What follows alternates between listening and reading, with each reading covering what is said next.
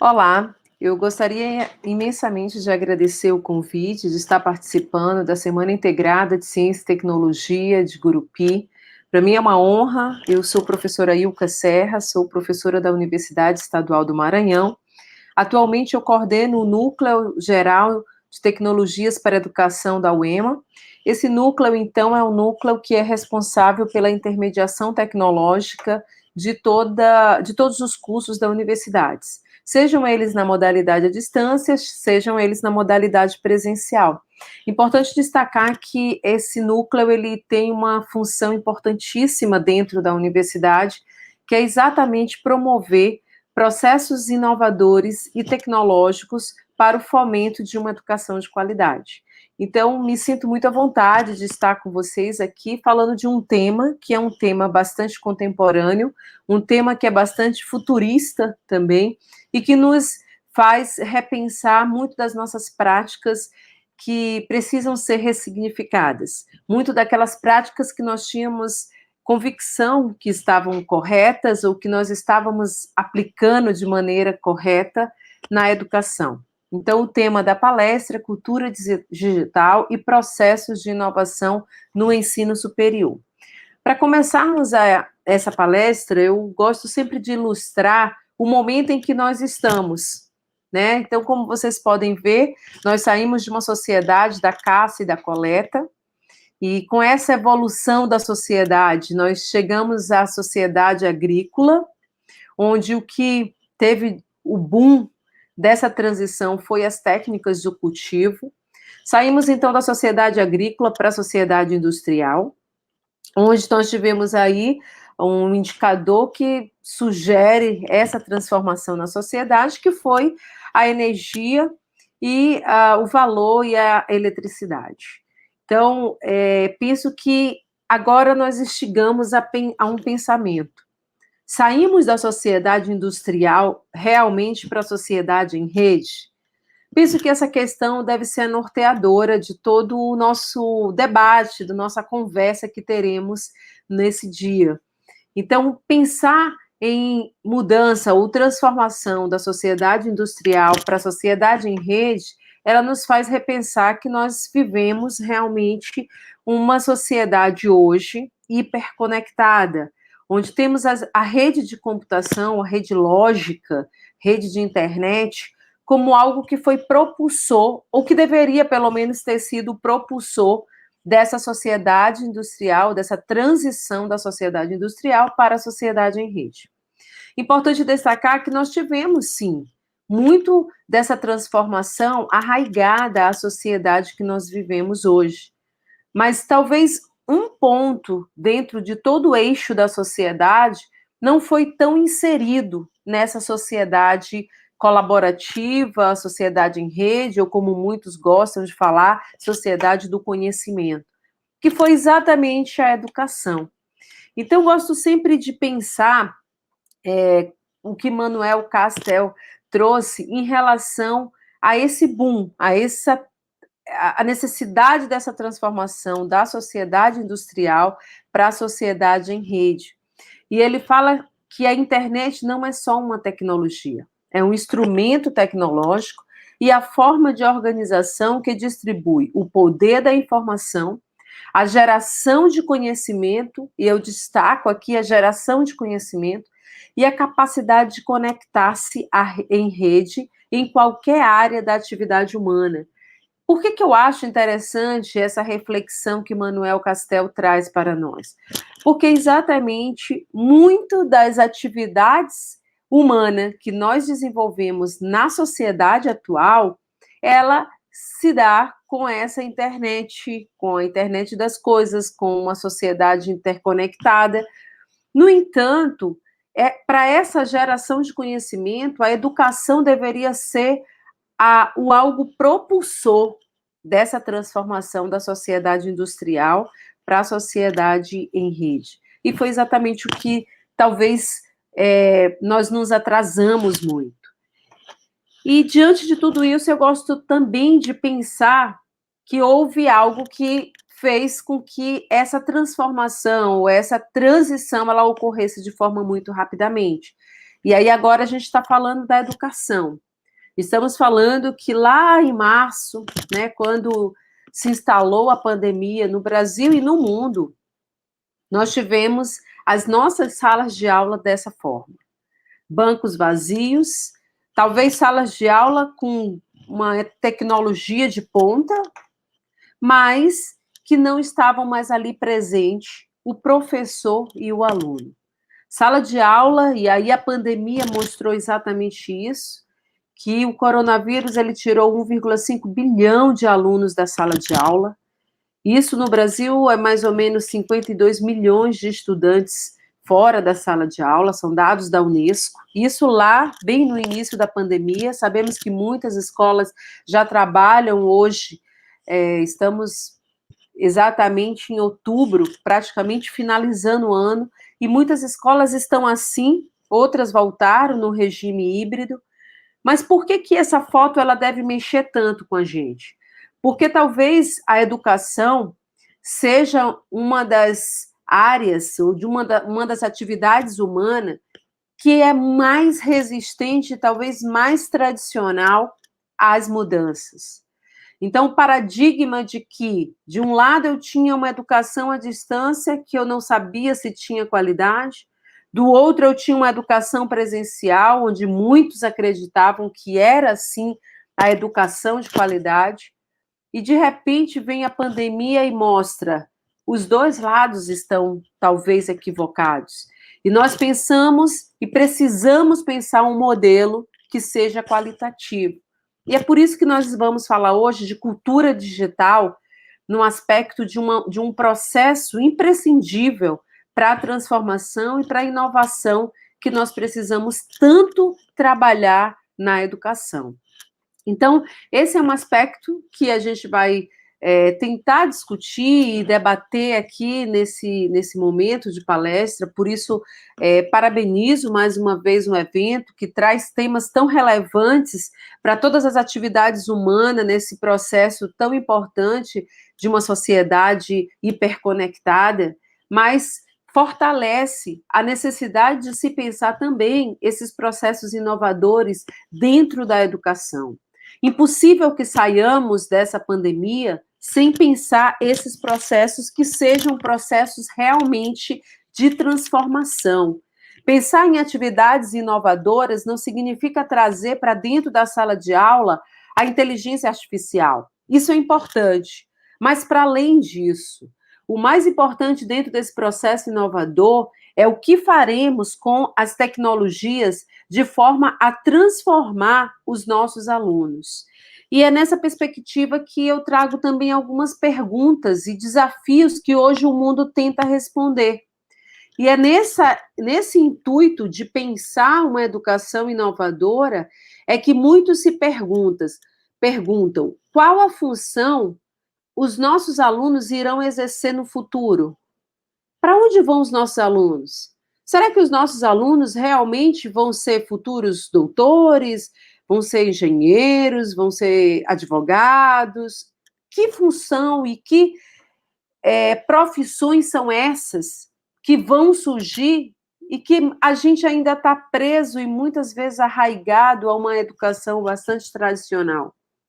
Outra pergunta: como será a organização que os nossos alunos futuramente irão atuar? Então, essa é uma pergunta que deve nos trazer bastante inquietação, porque hoje mesmo nós trabalhamos numa cultura de home office que fez a gente quebrar inúmeros paradigmas, né? Quem imagina que o Brasil inteiro, todas as áreas do conhecimento, seja universidade, escolas, hospitais, enfim, todas as organizações estariam trabalhando dentro de casa. Isso era algo que era bastante futurista e que somente as organizações mais inovadoras e mais propositivas tinham em mente. E hoje nós já temos organização que fala que no futuro não gostaria de ter um dos seus profissionais trabalhando presencialmente. Outra pergunta: quais conhecimentos, habilidades, competências esses alunos deverão ter? Importante perguntar isso, porque dentro do processo inovador, talvez o que seja mais importante é a gente sensibilizar e desenvolver competências e habilidades dos nossos alunos a pensarem diferente, a pensarem que eles não necessariamente devem sair de uma universidade e pensar em um concurso público, porque talvez cada vez mais vai ficar mais difícil concursos públicos. O que talvez nós precisamos desenvolver nos nossos alunos são competências para que eles sejam empreendedores, habilidades de trabalhar de forma colaborativa, que eles sejam desenvolvidos em aspectos importantíssimos do seu desenvolvimento humano, para além de toda a carga e conteúdo que esse aluno vai trazer das universidades. Por conta dessas questões, eu sempre trago esse dado, que é um dado bastante interessante e também bastante atual, que fala que 65% dos alunos do ensino fundamental, eles vão ter empregos que ainda não foram inventados. Então, imagina você, nós estamos formando alunos lá no ensino infantil, ensino fundamental, daqui a pouco o ensino médio, e daqui mais tarde eles vão estar na universidade, fazendo talvez algumas das profissões, ou fazendo algum curso que não necessariamente são os cursos que serão os cursos realmente necessários, ou profissões que realmente serão necessárias para esse mundo que vem, que está por vir. É importante esse dado, que muitos desses empregos, eles estão sendo reinventados. Muitos desses empregos, com a própria pandemia, eles já se mostram necessários. E é sobre isso que a gente também vai destacar. Como pensar essa educação neste contexto? E aí eu trago algo que talvez não seja inovador, mas que as universidades precisam repensar a sua forma de fazer educação, baseando no contexto de que aprender é para todas as fases da vida. Passamos daquele momento em que se ter um ensino médio, um diploma de ensino médio era o suficiente. Passamos, então, da fase de que ter um diploma em nível superior era suficiente. Passamos da fase de que ter um mestrado era suficiente. Passamos, então, da fase de que ter um doutorado era suficiente. Temos inúmeros doutores desempregados, porque talvez esses doutores que passaram anos na academia não tiveram acesso ao desenvolvimento humano, de que ele teria que aprender que todas as fases da vida são importantes para ele se desenvolver habilidades e competências. A educação, ela deve ser pensada como algo que vai para além da passagem pela instituição de ensino.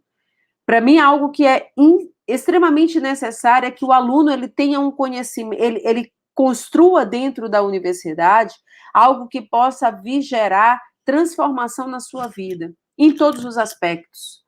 Então, mais importante do que ter um conteúdo específico é saber o que ele vai fazer com esse conteúdo, como esse conteúdo vai transformar a sociedade que ele vive, que é uma sociedade que exige uma indústria 4.0, enquanto muitas das universidades estão ainda passando por uma educação ou por um processo educativo lá na educação 2.0 ou 1 mesmo ponto 0.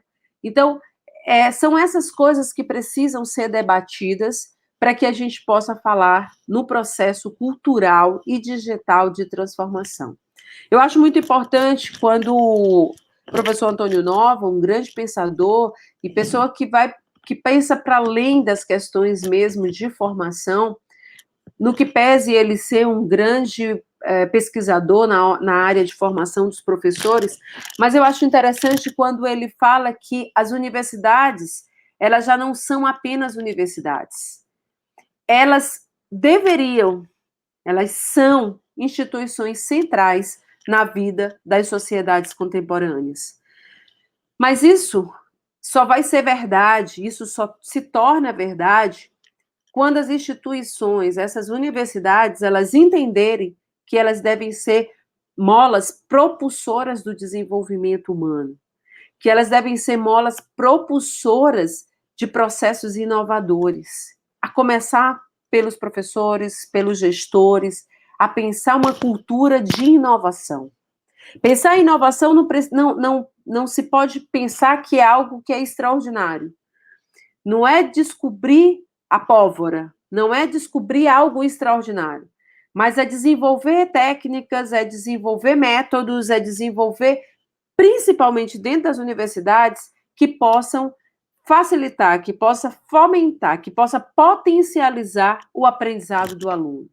Penso que isso seria fundamental. Vamos falar mais adiante sobre essas questões que envolvem um processo inovador dentro do contexto da produção pedagógica ou das diversas pedagogias que existem e que deve permear o processo formativo e educativo dos nossos alunos. Há mais ou menos uns 10 anos, 12 anos, saiu essa matéria na Veja. Veja você, o futuro, a educação do futuro agora é baseada em critérios da internet. É mais ou menos isso que trazia a capa da revista. Mas dentro da matéria, Peter Drucker, ele trazia essa... no contexto geral da entrevista, da matéria, ele trazia essa, que a tendência para a educação flexível seria uma educação que estaria fora dos campos tradicionais, fora da sala de aula tradicional. Gente, há 10 anos, uma matéria, numa revista conhecida nossa, trazia esse tema. E é exatamente 10 anos, nós vivemos uma pandemia que tirou todos os alunos e professores dentro de sala de aula. E agora, o que fazer? Poderíamos estar muito tranquilos se nós tivéssemos entendido que a tendência da transformação, e é por isso que eu trago muito aquela ideia lá das mudanças das sociedades, para vocês entenderem que até o ano de 2020, nós vivíamos na educação na era industrial. Nós não tínhamos a percepção de que haveria necessidade de se pensar um processo inovador em fazer educação. Nós estávamos muito, e quando eu falo nós, eu me incluo como professora, como pesquisadora, nós estávamos deitadas em berço esplêndido, achando que a formação dos nossos alunos estava sendo uma formação qualitativa.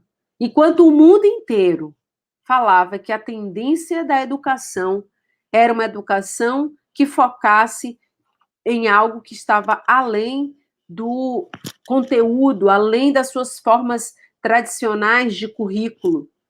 Então, é nesse contexto, gente, que hoje nós apresentamos à sociedade a necessidade de se pensar a educação dentro desse contexto da cultura digital, mas não fazendo apologia à tecnologia por tecnologia. Não acho que a tecnologia vai resolver o problema da educação. Eu acho que o problema da educação vai para além do uso das tecnologias. Existe aí algo que está intrínseco a um contexto digital que o mundo vive. Não é a educação somente que vai viver esse contexto ou que deve viver esse contexto. Esse aspecto da educação presencial e virtual, ela deve sim, a partir de agora, convergir para uma necessidade de aprendizagem que é importantíssima. Os atuais desafios que trazem a educação é exatamente pensar no contexto das convergências, convergência de aprendizagem, convergência de formas de ensinar, convergência de sociedade, de cultura, convergência de processos formativos. Existe um contexto muito mais amplo para se pensar uma educação inovadora. E pensar nisso significa ressignificar a forma de ensinar, né? Seja no modelo presencial, seja no modelo à distância. Pensar numa educação híbrida significa pensar numa combinação de todas as competências docentes. É reformular currículo, é pensar no modelo de mecanismo que possa auxiliar o processo de formação desses alunos. Pensar na ressignificação da educação significa pensar que o processo de educação híbrida, ela vai para além de combinar a educação presencial e a educação à distância. É uma hibridação, é uma possibilidade que é hibridizar todas as competências, todas as formas de ensinar, de fazer o híbrido também no processo de aprender. Então, é nessa perspectiva que a gente mostra que inúmeras pesquisas já foram feitas, mostrando exatamente que a educação híbrida, ou seja, o modelo de oportunizar o aprendizado através do ensino híbrido, ela traz mudanças significativas na educação. Então, essa pesquisa é uma pesquisa feita pelo Instituto Clayton Christensen, estuda o potencial disruptivo da aprendizagem online nos Estados Unidos. Esse instituto, ele propôs essa pesquisa que foi feita ano passado, em 2019, no Brasil, na Malásia e na África do Sul. E o objetivo dessa pesquisa era exatamente identificar os obstáculos e as oportunidades do ensino híbrido. Então, essa pesquisa foi feita ano passado, né? Nem se pensava em pandemia. E essa pesquisa, então, foi feita no Brasil todo, né? Foram pesquisados 110 pessoas no Brasil, 119 na Malásia, 34 na África do Sul, e no Brasil nós tivemos a participação de 79% eram professores, né, desses 110, 23% eram coordenadores, né, diretores, coordenadores de escola, 14% eram outros pesquisados, alunos, muitas vezes até servidores das escolas. E essa representação, ela teve tanto em nível particular, de escolas particulares, quanto escolas estaduais e municipais. E o interessante dessa pesquisa é o resultado que ela traz, né? 72% do uso de novas tecnologias em sala de aula melhora o aprendizado emocional e social dos alunos. Vocês veem que nós não estamos falando de um resultado. A pesquisa é bem ampla, né? Essa pesquisa, ela mostra exatamente que tanto os alunos quanto os professores, eles tiveram um importante processo de conhecimento do que a educação híbrida podia trazer, para além da questão conteúdo, mas o mais importante que os professores falaram, e aí foi 79% dos entrevistados, é que a educação híbrida, o conteúdo híbrido, ele trouxe muito engajamento, né? 79% se dizem sentir os estudantes mais engajados. Se o que nós precisamos é mudar a educação para que tenhamos profissionais melhores qualificados, nada melhor do que se pensar numa educação que possa trazer o engajamento dos nossos alunos. Então, essa pesquisa, ela mostra o quanto se faz necessário pensar novos modelos ou novas formas de fazer educação. Eu faço questão de trazer essa pesquisa para mostrar que pesquisas nessa área, elas já existem e já existiam muito antes da pandemia. Então, mesmo que o contexto da pandemia ele venha se mostrar como algo propulsor de mudanças na educação, muito já se era pesquisado em relação a mudanças ou processos inovadores dentro da educação. E aí, pensar nisso nos faz pensar também de uma forma, de um contexto global, no aluno, mas também no professor. Então, o papel do professor, nesse contexto de cultura digital e de transformação digital e de processos inovadores, ele tem muito a ver com o papel do professor que potencializa as transformações da inovação em conhecimento. Então, hoje nós temos um mundo, um leque de informação disponível, mas é o professor que deve ser o propulsor desse conhecimento. Mas para ele ser o potencializador dessa transformação, ele precisa ser um professor que pense na perspectiva de um processo inovador. E não mais esteja contextualizado naquela de que eu sou resistente às tecnologias, eu sou resistente à mudança nesse paradigma de educação presencial, educação híbrida, ou online ou remota, porque a minha forma de ensinar tem que ser dentro de um contexto onde eu posso olhar cara a cara com o meu aluno. Não se cabe mais essa discussão dentro da universidade. Nós somos universidades, e o próprio nome diz, universidade é transformação de pessoa num processo de conhecimento. É você levar conhecimento a esse público grande de alunos que existem dentro da universidade como forma de transformação na ciência, através das pesquisas, no ensino, através das salas de aula, sejam elas virtuais ou presenciais. Então, o professor ele tem que sair de uma caixinha em que ele estava redomado ou pensando que era o detentor do conhecimento.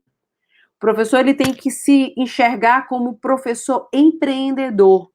Essa palavra, às vezes, a gente gosta de empregar no contexto das empresas, mas dentro da universidade, tanto o aluno quanto o professor devem ser empreendedores. E é só assim que nós vamos ter realmente uma transformação dentro do contexto educacional. E aí vamos seguir tentando entender melhor o que é essa cultura digital na educação. Porque se fala tanto no contexto das tecnologias digitais e das mudanças que as práticas pedagógicas precisam ter dentro desse contexto da cultura digital. Precisamos entender que essas competências digitais na educação, e aí Silvio e Berra, eles trazem um artigo bem novo, que fala sobre as competências digitais, e eles trazem um contexto bem interessante. Eles falam que as competências digitais, elas tendenciam a relacionar todos os elementos que a compõem. Não é um único elemento que forma essa competência digital educacional, mas tudo que envolve. É aluno, é professor, todo o aparato tecnológico, é o conteúdo, é o currículo. Tudo isso tem que se relacionar.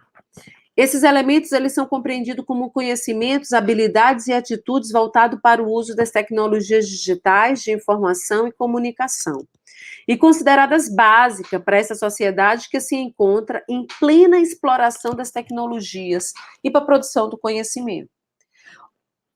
Vejam bem que pensar em competências digitais dentro do contexto da cultura digital é pensar em algo que a gente já viu lá atrás, que é necessidade e que hoje o mundo do trabalho exige. É desenvolver competências, habilidades e tudo isso hiperconectado, porque nós já estamos sim numa sociedade em rede.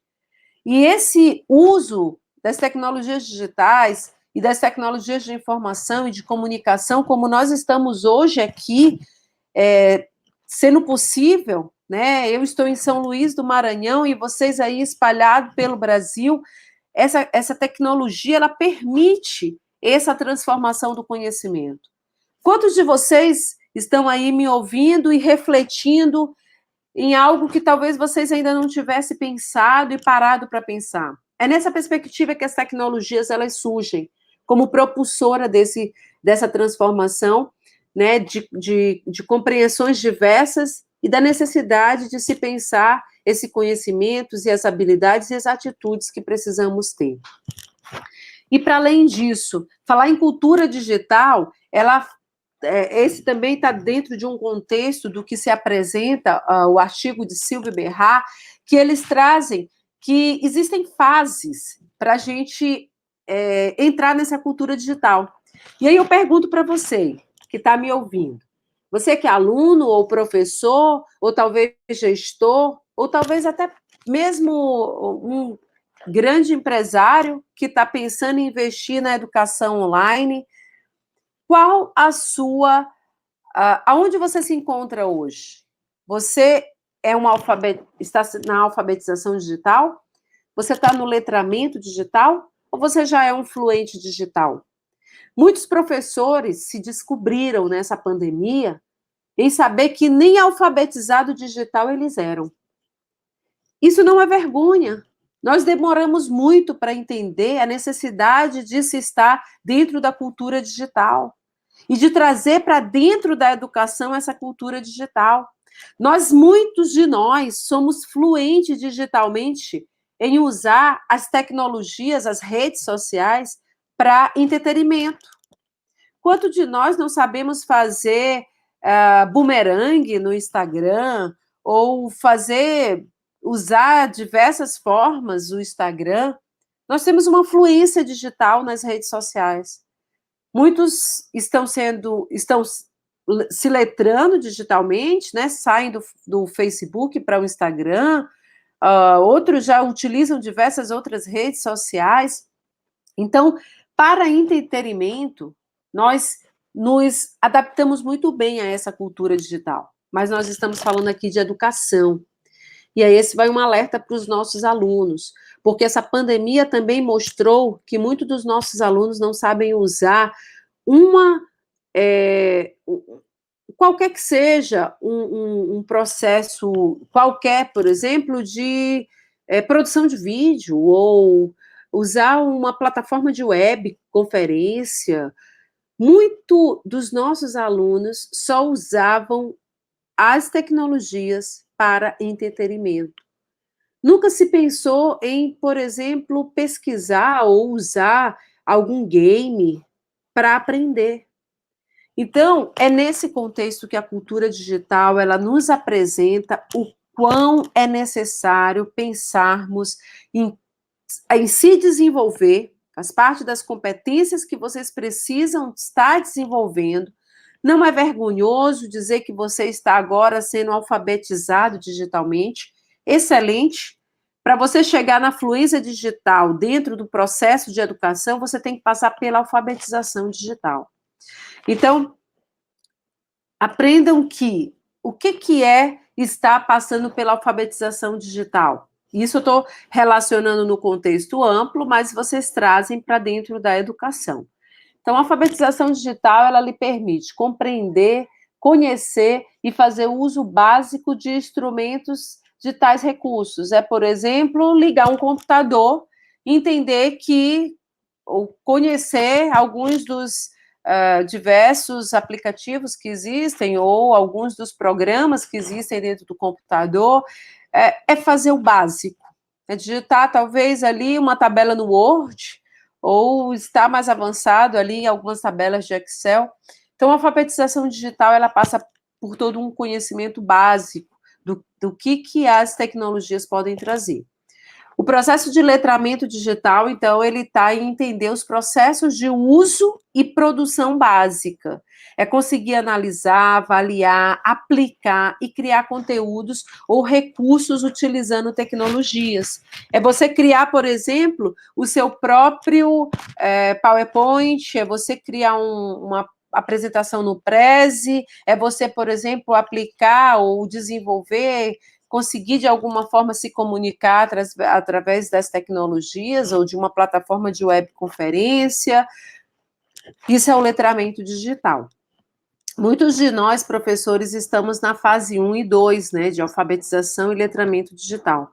A fluência digital, ela exige um pouco mais, é incorporar a cultura de um modo natural, a tecnologia nos processos de ensino e aprendizagem. É você pensar todo o conteúdo da sua disciplina, você poder pensar e desenvolver tecnologias que possam auxiliar o seu processo de ensinar, mas principalmente o processo de aprendizagem dos alunos.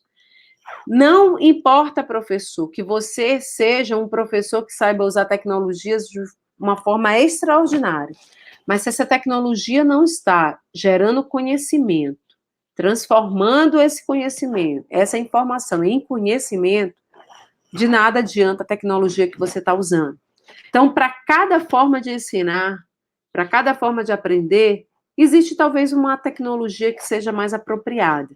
E é isso que a fluência digital, ela permite, é o professor conhecer qual a melhor tecnologia digital ou de informação e comunicação que eu possa usar para facilitar a minha transformação dessa informação em conhecimento. E vice-versa, o aluno, qual tecnologia eu posso, que forma eu posso usar algum processo de tecnologia para transformar a forma de eu aprender, né? Então, é só fazendo mais ou menos esse aparato do que é cada uma das fases da cultura digital. E nesse contexto, a gente precisa dizer que tudo isso deve estar convergindo. A convergência, ela não se configura apenas como uma incorporação das tecnologias nos cursos presenciais. Não podemos pensar dessa forma. Isso não é processo inovador na educação. Pensar nas convergências é pensar que ela deverá trazer diferentes formas didáticas, e aí eu vou estar convergindo, eu vou estar pensando diferentes formas de como ensinar, diferentes abordagens pedagógicas. O professor não pode estar preso a uma forma de pedagogia. Ah, porque eu uso com o meu aluno textos para que eles possam ler e a gente debater. Não, professor. As abordagens e as didáticas, ou as diversas pedagogias, elas devem ser amplas. Novas atribuições e novos desafios. É isso que se propõe dentro de uma abordagem pedagógica. E como pensar isso, né? E como você fala de convergência nesse contexto da educação? É exatamente isso. Essa é uma característica do TEPAC, que é um processo já pesquisado e bastante estudado por muitos pesquisadores, e que diz que essa convergência ela tem que se dar em, pelo menos nesses 3 níveis. É a convergência nas concepções pedagógicas, a convergência no método e técnicas, ou seja, que didática eu vou utilizar, ou seja, que metodologia ativa eu vou usar, e as convergências tecnológicas. Eu tenho que ter 3 coisas que interagem para eu ter uma abordagem ou uma concepção pedagógica que possa ser facilitadora de aprendizagem. É isso que a gente fala de convergência. E o interessante é que quando a gente pensa no híbrido, a gente não pode pensar que híbrido é misturar algo do presencial com algo da distância. Não, isso não é híbrido. Híbrido é quando você tem a convergência de diversos métodos. Veja que eu estou falando de diversos métodos. E você vai hibridizar, por exemplo, com diversas tecnologias. Você não vai usar só o ambiente virtual de aprendizagem, ou você não vai só usar as redes sociais, você não vai só usar games, você vai usar diversas tecnologias para facilitar, isso tudo para facilitar o aprendizado do aluno. Vamos adiante e pensar que o processo de inovação, ele tem, eu trouxe alguns pontos aqui para a gente refletir, mas esses processos de inovação na educação, e aí eu trago mais uma vez as tecnologias digitais de informação e comunicação na educação, como sendo propulsora de bens culturais presentes na vida das pessoas. Eu tenho que pensar que no meu processo de inovar, eu tenho que considerar as questões culturais, e que essas questões culturais, elas devem envolver todas as pessoas que ali estão. A cultura tecnológica, ela deve ser incorporada nas escolas e universidades, ou seja, a cultura digital não pode ser somente para as empresas, porque senão nós não vamos estar formando profissionais para essas empresas que já estão desenvolvendo cultura digital. Melhoram a atividade de ensino e qualidade de aprendizagem, já falamos sobre isso. Quando você tem a convergência dessas tecnologias, é possível que você tenha melhor qualidade de ensino, da aprendizagem, permite acesso a todo tipo de informação, você não vai estar preso mais a um conteúdo de um livro, ou um conteúdo de um e-book na internet, mas você tem o mundo ao seu redor que pode interagir para facilitar esse aprendizagem. Dinamizam as aulas. Veja que coisa interessante. Nós tínhamos aulas totalmente desinteressantes. Muitas vezes os alunos, nós estávamos dando aula lá na frente e os alunos estavam com o celular. Então, o processo de convergência, ele também possibilita isso. Dinamizar as aulas, estimulando o senso crítico e a criatividade dos nossos alunos. E, para além disso, Serve de fonte de informação, construção de conhecimento e realização das atividades lúdicas e prazerosas, ou seja, atividades que possam realmente envolver de forma engajada o aluno e o professor. E é nisso que a gente fala, dentro desse contexto todo, dentro dessa perspectiva de se trabalhar uma educação realmente inovadora. Eu acho muito interessante que o professor Luiz Paulo traz. O professor Luiz Paulo é da Universidade Federal de Alagoas e em uma das suas palestras ele trouxe essa concepção da educação midiática. E ele fala que o que é essa educação midiática? Que eu trago como algo que a gente pode incorporar dentro dos processos inovadores que nós estamos falando. É se pensar novos espaços educativos. Até então, antes da pandemia, nós só pensávamos uma forma de fazer educação, que era fazer educação com a presença física, professor e aluno. No contexto do processo inovador da educação superior, é imprescindível que pensemos em novos espaços educativos. Currículo usando tecnologias de informação e comunicação. Então, eu até acrescentaria currículo envolvendo ou usando as tecnologias digitais. Nós estamos falando dessa cultura digital. Os nossos currículos ainda são muito inflexíveis, ainda são muito fechados. Não discutimos, por exemplo, sustentabilidade. Não discutimos, por exemplo, questões raciais. Não discutimos tantas outras questões que fazem parte do desenvolvimento humano.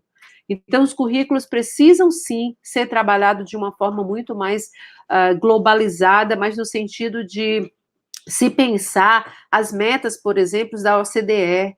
Então, é nesse contexto que a gente defende que esses currículos eles devem estar implementados com as tecnologias digitais de informação e comunicação.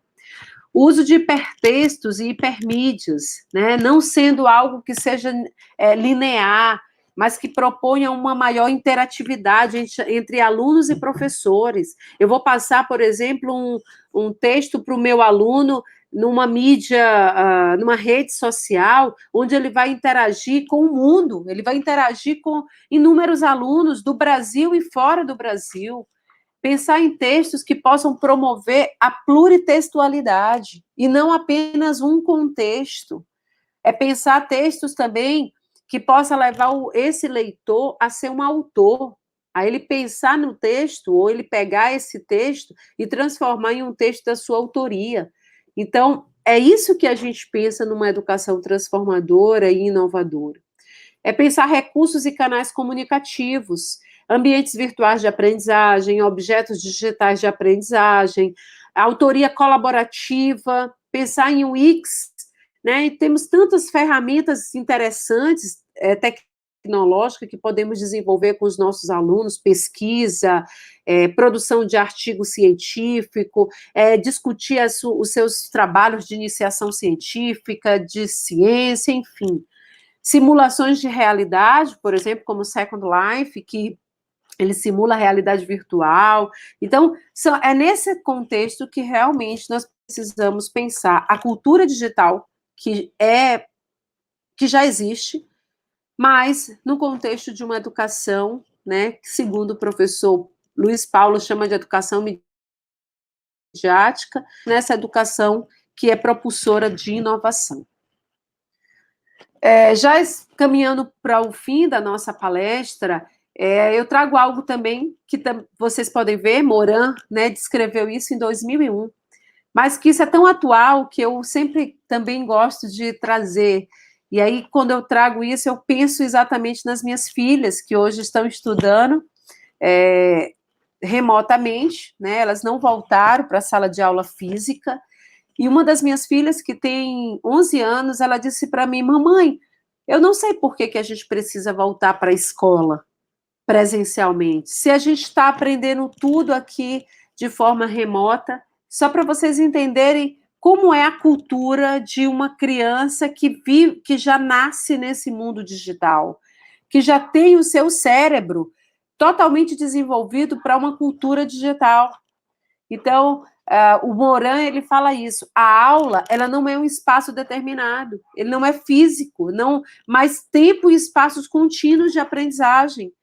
Ela sai da aula virtual, ela vai pegar um vídeo para ela assistir, ela vai pesquisar alguma coisa na internet. Então, é nesse contexto, gente, que a gente tem que pensar a educação. Uma educação online, uma educação para a vida, uma educação que nós estamos num contexto hiperconectados e que a gente não pode mais pensar em sala de aula como um espaço físico. Um momento onde eu vou encontrar com o meu professor e ele vai me ensinar o que ele sabe. Não é assim mais, né? Já não era assim há muito tempo. Mas ele continua dizendo, né, que mas a aula não é um espaço determinado, fixo, mas tempo e espaços contínuos de aprendizagem que podem ser definidos pelos diferentes estilos de professores, alunos, tecnologias e conteúdos, ou seja, estamos falando de convergência. O importante é aprender e não impor um padrão único sobre onde e como ensinar. Então, estamos falando exatamente do que nós... Isso é um resumo, né? Morin faz um resumo para a gente do que é a necessidade que temos, né, de pensar a educação dentro do contexto da cultura digital, mas também pensar num processo inovador, né? Um processo onde nós estamos pensando diferentes formas midiáticas, né, e tecnológicas de inovar. E aí, realmente, já estamos finalizando, eu queria trazer para vocês uma das ferramentas que a gente desenvolveu na Universidade Estadual do Maranhão, que é a nossa plataforma de cursos livres, e que isso tem permitido que a gente possa trazer para dentro da universidade. Esse é um exemplo claro de como a UEMA tem trabalhado nesse contexto de trazer a cultura digital para os seus professores, pensar um aspecto inovador da educação. Essa plataforma Escada é uma plataforma de cursos livres, ou seja, são os MOOCs, acho que muitos de vocês já ouviram falar, MOOCs ou MOOCs, né, como queiram chamar. São cursos totalmente livres, sem pré-requisitos, né, são cursos gratuitos, a universidade oferece hoje um catálogo de 21 cursos, totalmente gratuitos, com uma carga horária aí entre 60 e 80 horas, são cursos de aperfeiçoamento em diversas áreas do conhecimento. E por que eu faço questão de trazer esse case de inovação da nossa universidade? Porque esse case de inovação, ele veio exatamente casar com a proposta de inovação dentro do ensino superior. Dentro dessa plataforma, eu permito que o professor da universidade, ele produza conteúdo pensando em todo aquele aspecto que eu falei lá atrás, de uma educação midiática. Ele produz videoaula, ele produz e-book. O professor que não tem uma fluência digital tão grande, ele aprende sobre as ferramentas do ambiente virtual. E o aluno, professora, como é que ele se encaixa dentro desse contexto? Muito desses cursos, hoje, ele serve como carga horária para os nossos alunos nas atividades complementares.